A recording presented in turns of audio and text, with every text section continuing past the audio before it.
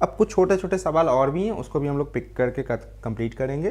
कि यहाँ पे चलो हमने इमेज बना लिया, अब यहाँ पे एक्चुअली में ऐसा क्या हो रहा है कि यहाँ पे इलेक्ट्रिकल सिग्नल कन्वर्ट हो रहा है, क्योंकि यहाँ पे कुछ कोई डिवाइस तो लगी नहीं होगी, कोई मैकेनिकल चीज़ें होंगी जिसके कारण कन्वर्शन होकर यहाँ से सिग्नल जा रहा है।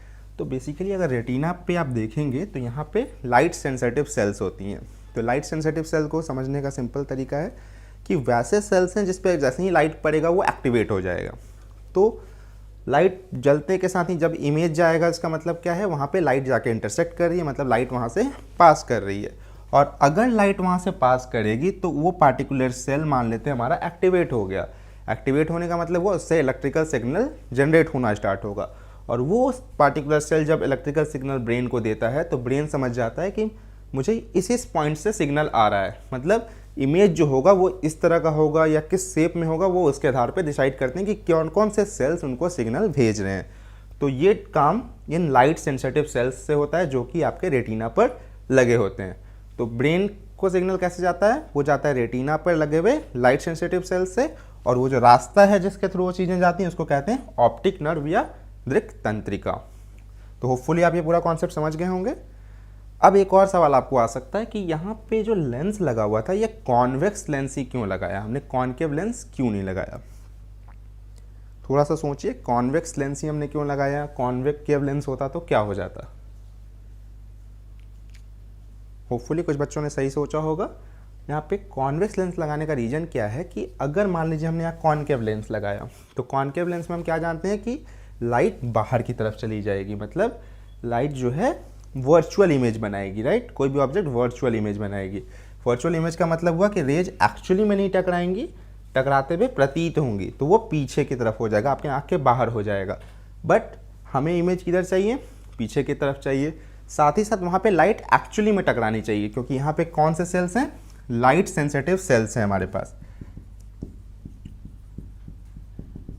तो लाइट सेंसिटिव सेल्स को एक्टिवेट करने के लिए क्या चाहिए, लाइट चाहिए। तो मतलब रेज अगर एक्चुअली में नहीं टकराएंगे तो यहाँ पे सेल्स एक्टिवेट ही नहीं होंगे, और सेल्स अगर एक्टिवेट नहीं होंगे तो फिर आपका काम बनेगा नहीं। तो सेल्स को एक्टिवेट करने के लिए यहाँ पे लाइट चाहिए, और वो लाइट कौन दे सकता है हमें, कॉन्वेक्स लेंस दे सकता है। इसीलिए आपके आँख में जनरली कॉन्वेक्स लेंस ही होता है। तो इसको भी आप लॉजिकली डिड्यूस कर सकते हैं कि क्यों कॉन्वेक्स लेंस का यूज किया गया, और किस तरह से कॉनकेव लेंस अगर लगा होता तो प्रॉब्लम आती। साथ ही साथ एक चीज़ और ध्यान दें, तो ये दूरी जनरली हमारी फिक्स होती है, क्योंकि हमारे आँख में बहुत ज़्यादा चेंजेस तो हो नहीं रहे, हमारा आँख तो फिक्स वस्तु है। बट अलग अलग दूरी की वस्तु को हम एक जगह ही देख पाते हैं, राइट। कि मान लेते हैं एक वस्तु हमारे पास यहाँ पर है, एक वस्तु हमारे पास यहाँ पर है, एक वस्तु हो सकती है हमारे पास यहाँ पर है। तो और हम लोग क्या जानते हैं, लेंस में अलग अलग जगह पे अगर वस्तु रखा जाए तो डायग्राम, उसका जो इमेज बनता है वो भी अलग अलग जगहों पे बनता है।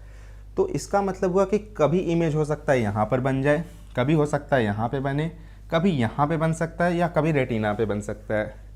तो अलग अलग इमेज ऑब्जेक्ट की पोजीशन के हिसाब से हमारा इमेज पोजीशन अलग हो सकता है। बट हमारा रेटिना तो फिक्स जगह पे है और लेंस भी फिक्स जगह पे है, मतलब अगर इमेज इस पे नहीं बनेगा तब तक हम उस ऑब्जेक्ट को देख नहीं पाएंगे। तो उस चीज़ को हैंडल करने का काम हमारे ये जो सिलियरी मसल्स हैं और ये सारी चीज़ें जो ये उसमें हेल्प करती हैं कि लेंस के कॉर्निया का जो पार्ट है ये सारे जो रिफ्रैक्शन करते हैं अलग अलग तरीके से, और ये जो लेंस के फोकल लेंथ को चेंज करने का डायनेमिक्स होता है, उससे आपका इमेज का जो पोजीशन है वो हमेशा रेटिना पे रखने की कोशिश की जाती है। तो ऑटोमेटिकली आँख डिपेंडिंग ऑन कि ऑब्जेक्ट कहाँ पर है उसके हिसाब से एडजस्ट करती है और उस इमेज को रेटिना पर ही बनने के लिए बाध्य करती है।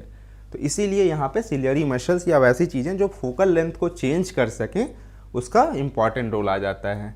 तो फोकल लेंथ चेंज करने का काम आपकी जो सिलियरी मसल्स करती है, उसके कारण ही आपकी आँख हर ऑब्जेक्ट का इमेज आपके रेटिना पर बना सकती है। तो फुली ये सारा कुछ आप समझ गए होंगे। मैं एक बार पूरा रिवाइज करा देता हूँ। ह्यूमन आई के पहला काम क्या है, किसी चीज़ को देखना। ह्यूमन आई और ब्रेन मिलकर उस चीज़ को देखने में हेल्प करते हैं और समझने में भी हेल्प करते हैं। ह्यूमन आई के कुछ कंपोनेंट्स क्या हैं, सबसे पहले ये बाहरी लेयर जिसको कहते हैं कॉर्निया, जो उसको एक्सीडेंट या किसी तरह के गंदगी से बचाती है, उसको हम स्वच्छ मंडल भी कहते हैं। इसके अंदर जब हम जाते हैं तो हमें आइरिस मिलता है जो आँख के कलर को सिग्निफाई करता है। फिर हम थोड़ा बीच में देखें तो इसे कहते हैं पुपिल या पुतली, जो आँख में जाने वाली लाइट की क्वांटिटी को रेगुलेट करता है या कंट्रोल करता है। फिर अगर जैसे ही आगे बढ़े तो यहाँ पे क्रिस्टैलिन लेंस है जो बेसिकली कॉन्वेक्स लेंस होता है, एंड इसके जस्ट पीछे आपका काफ़ी दूर पे एक रेटिना या दृष्टि पटल होता है जो कि पर्दे की तरह काम करता है। फर्दर इसमें दो अलग अलग तरह के लिक्विड्स होते हैं। जो आगे की तरफ लिक्विड होता है उसे हम कहते हैं एक्वस ह्यूमर, जो नेत्रोद कहा जाता है, और पीछे की तरफ जो लिक्विड होता है उसके कहते हैं विट्रस ह्यूमर, जिसे कचाव द्रव कहते हैं। साथ ही साथ जो सिग्नल जनरेट होता है रेटिना पे वो लाइट सेंसिटिव सेल्स के कारण होता है, और वो light sensitive sales optic nerve के माध्यम से आपके ब्रेन तक पहुंचाए जाते हैं।